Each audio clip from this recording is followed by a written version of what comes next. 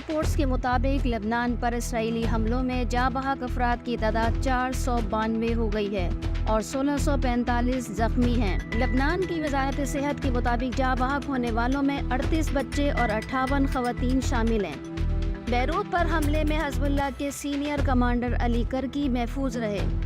اسرائیلی طیاروں نے 1300 اہداف کو نشانہ بنایا۔ رہائشی علاقوں پر حملے کیے، زخمیوں کو لے جانے والی ایمبولینسز پر بھی حملے کیے گئے۔ وادی بقا میں اسرائیلی بمباری سے لبنانی صحافی زخمی ہو گئے۔ مصر نے آج سے بیروت آنے اور جانے والی پروازیں منسوخ کر دی ہیں۔ لبنان میں تعلیمی ادارے 2 روز کے لیے بند کر دیے گئے ہیں۔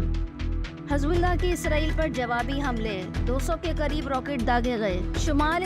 شمال علاقے کی اسرائیلی فوجی چوکیوں حائفہ شہر میں رائفل ڈیفینس انڈسٹری کمپلیکس کو نشانہ بنایا گیا۔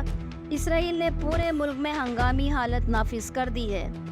حائفہ میں تعلیمی سرگرمیاں معطل کر دی گئی ہیں۔ امریکہ کا مشرق وسطی میں موجود 40,000 امریکی فوجیوں کی تعداد میں اضافے کا فیصلہ سامنے آیا ہے۔